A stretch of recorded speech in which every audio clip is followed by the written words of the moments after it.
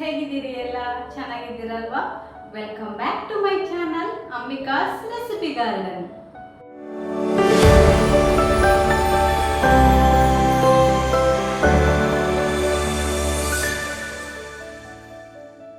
ನಿಮಗೆ ಬೆಂಡೆಕಾಯಿ ಅಂದರೆ ತುಂಬ ಇಷ್ಟನಾ?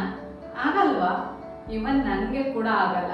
ಅದು ಲೋಳೆ ಲೋಳೆ ಇರೋದ್ರಿಂದ ಬೆಂಡೆಕಾಯಿ ಅಂದರೆ ಅಷ್ಟಕ್ಕಷ್ಟೇ ಇತ್ತು. ಬಟ್ ಇವತ್ತು ನಾನು ನನ್ನ ರೆಸಿಪಿ ಗಾರ್ಡನಲ್ಲಿ ಬೆಂಡೆಕಾಯಿ ಫ್ರೈ ಮಾಡ್ತಾ ಇದ್ದೇನೆ. ಈ ರೆಸಿಪಿಯನ್ನು ನೀವು ಮಿನಿಮಮ್ ಮನೆಯಲ್ಲಿ ಟ್ರೈ ಮಾಡಿ ನೋಡಿ. ಅವತ್ತಿಂದ ನೀವು ಖಂಡಿತ ಬೆಂಡೆಕಾಯಿಗೆ ಫ್ಯಾನ್ ಆಗಿಬಿಡ್ತೀರಾ, ಅಷ್ಟು ಚೆನ್ನಾಗಿ ಬರುತ್ತೆ. ಸಿಂಪಲ್ ಆ್ಯಂಡ್ ಈಸಿ, ಬೇಗನೆ ಕ್ವಿಕ್ ರೆಸಿಪಿ ಅಂತ ಹೇಳ್ಬೋದು.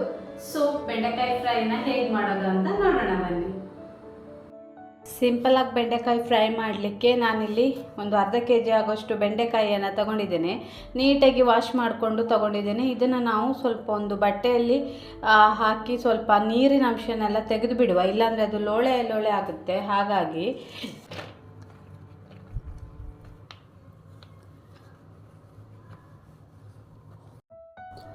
ಇದನ್ನು ಈಗ ನೀಟಾಗಿ ಹೆಚ್ಚಿ ತಗೊಳ್ಳುವ.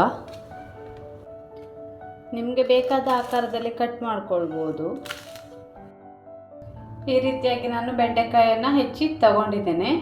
ಸೊ ಇದನ್ನೇನು ಫ್ರೈ ಮಾಡುವ. ಸಿಂಪಲ್, ತುಂಬಾ simple, very easy, less ingredient, more taste. Stove ಮೇಲೆ ಒಂದು ಪಾನನ್ನು ಇಟ್ಕೊಂಡಿದ್ದೇನೆ. ಇದಕ್ಕೆ ನಾವು ಸ್ವಲ್ಪ ಆಯಿಲನ್ನು ಹಾಕ್ಕೊಳ್ಳುವ.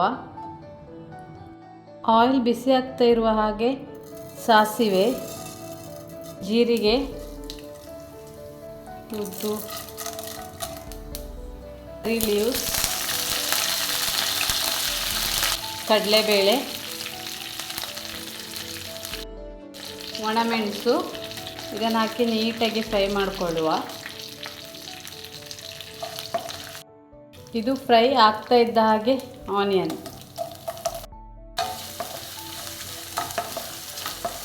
ಆನಿಯನ್ ತುಂಬ ಫ್ರೈ ಆಗಬೇಕಂತ ಏನಿಲ್ಲ, ಸ್ವಲ್ಪ ಕಲರ್ ಚೇಂಜ್ ಆದರೆ ಸಾಕು.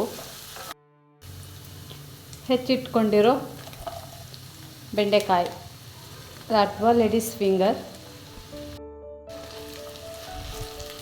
ಇದನ್ನು ಮುಚ್ಚಿಟ್ಟು ಬೇಯಿಸೋದು ಬೇಡ, ಯಾಕಂದರೆ ಅದು ಲೋಳೆ ಅಂಶ ಇರೋದ್ರಿಂದ. ಒಂದೊಂದು ಸಲ ಮುಚ್ಚಿಟ್ಟು ಬೇಯಿಸೋದ್ರಿಂದ ಅದು ಇನ್ನೂ ಕೂಡ ಹಾಗೆ ಆಗ್ತದೆ, ಸ್ಟಿಕ್ಕಿ ಆಗ್ತದೆ. ಸೊ ಹಾಗಾಗಿ ನಾವು ಓಪನ್ ಪ್ಯಾನಲ್ಲೇ ಬೇಯಿಸ್ಕೊಳ್ಳುವ.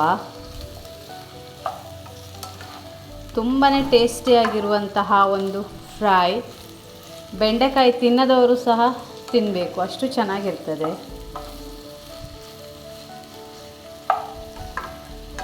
ಸ್ಲೋ ಫ್ಲೇಮಲ್ಲಿಟ್ಟು ಸ್ವಲ್ಪ ಹೊತ್ತು ಹೀಗೆ ಬಿಡುವ. ಆಲ್ಮೋಸ್ಟ್ ಬೆಂಡೆಕಾಯಿ ಒಂದು 90% ಆಗುವಷ್ಟು ಕುಕ್ ಆಗಿದೆ.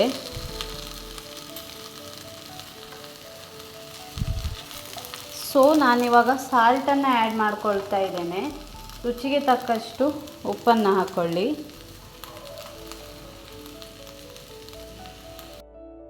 ಟರ್ಮರಿಕ್ಕನ್ನು ಆ್ಯಡ್ ಮಾಡ್ತಿದ್ದೇನೆ.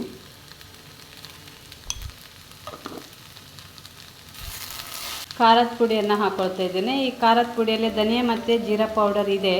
ಸೊ ಇಲ್ಲ ಅಂತಂದರೆ ನೀವು ಸಪ್ರೇಟಾಗಿ ಹಾಕ್ಕೊಳ್ಳಿ.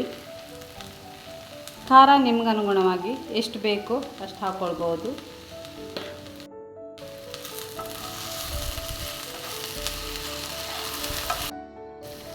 ಸ್ವಲ್ಪ ಕಿಚನ್ ಕಿಂಗ್ ಮಸಾಲವನ್ನು ಹಾಕ್ತಾ ಇದ್ದೇನೆ. ಇದು ಒಳ್ಳೆ ಫ್ಲೇವರ್ ಕೊಡ್ತದೆ, ತರಕಾರಿಗಳಿಗೆ ತುಂಬ ಚೆನ್ನಾಗಾಗ್ತದೆ. ಹಾಗೆ ಸ್ವಲ್ಪ ಗರಂ ಮಸಾಲೆಯನ್ನು ಆ್ಯಡ್ ಮಾಡ್ತಾ ಇದ್ದೇನೆ. ನೀಟಾಗಿ ಮಗಚ್ಕೊಳ್ಳುವ. ಹಾಗೆಯೇ ಕಡಲೆ ಹಿಟ್ಟನ್ನು ಹಾಕ್ಕೊಳ್ತಾ ಇದ್ದೇನೆ.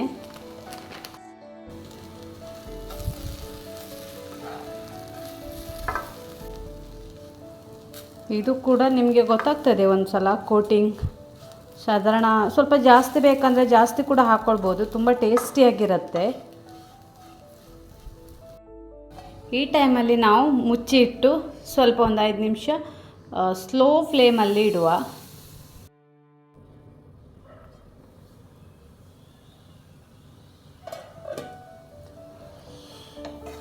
ಒಂದು ಸಲ ಮಗ್ಚ್ಕೊಳ್ಳುವ. ಮಿಡ್ಲಲ್ಲಿ ನೀವು ಮಗ್ಚ್ತಾ ಇರ್ಬೋದು ಅಡಿ ಹಿಡಿಯುತ್ತೆ ಅನ್ನೋದಾದರೆ.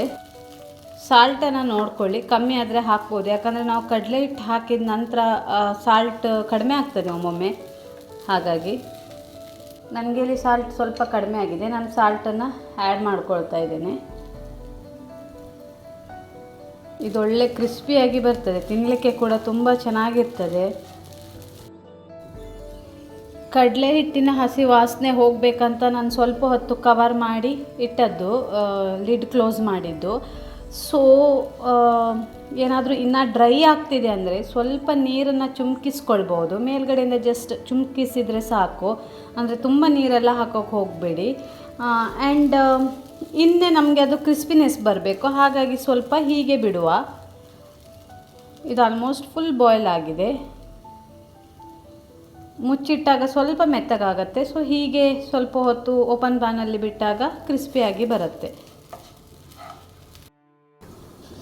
ಫೈನಲಿ ನಮ್ಮ ಕ್ರಿಸ್ಪಿ ಆದಂತಹ ಬೆಂಡೆಕಾಯಿ ಅಥವಾ ladies finger fry, okra fry ರೆಡಿಯಾಗಿದೆ ತಿನ್ನಲಿಕ್ಕೆ.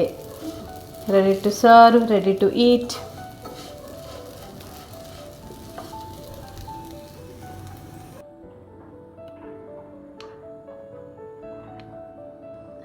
ನೋಡಿದ್ರಲ್ಲ ಫ್ರೆಂಡ್ಸ್, ಬೆಂಡೆಕಾಯಿ ಫ್ರೈನ ಎಷ್ಟು ಈಸಿಯಾಗಿ ಎಷ್ಟು ಕ್ವಿಕ್ಕಾಗಿ ಮಾಡ್ಕೊಳ್ಬಹುದು ಅಂತ. ಸೊ ಕಡಲೆ ಹಿಟ್ಟು ಹಾಕಿರೋದ್ರಿಂದ ಅದರದ್ದು ಫ್ಲೇವರು ಮತ್ತು ಆ ಟೇಸ್ಟ್ ಇನ್ನೂ ಕೂಡ ಚೆನ್ನಾಗಿ ಬರುತ್ತೆ. ಸೊ ಹಾಗಾಗಿ ಈ ರೆಸಿಪಿ ನಿಮಗಿಷ್ಟ ಆದರೆ ನನ್ನ ಚಾನಲನ್ನು ಲೈಕ್ ಮಾಡಿ, ಶೇರ್ ಮಾಡಿ, ಸಬ್ಸ್ಕ್ರೈಬ್ ಮಾಡಿ. ಅದೇ ರೀತಿ ಪಕ್ಕದಲ್ಲಿರುವ ಬೆಲ್ ಐಕಾನನ್ನು ಪ್ರೆಸ್ ಮಾಡಿ. ಇದರಿಂದಾಗಿ ಮುಂದಿನ ನನ್ನ ಎಲ್ಲ ವಿಡಿಯೋಗಳ ನೋಟಿಫಿಕೇಶನ್ ಬರ್ತದೆ. ಸೊ ಹಾಗಾಗಿ ಬೆಲ್ ಐಕಾನನ್ನು ಪ್ರೆಸ್ ಮಾಡಿ. ಆ್ಯಂಡ್ ಯಾರು ಕೂಡ ನೋಡಿ ಹಾಗೆ ಸುಮ್ಮನೆ ಇರಬೇಡಿ ಪ್ಲೀಸ್.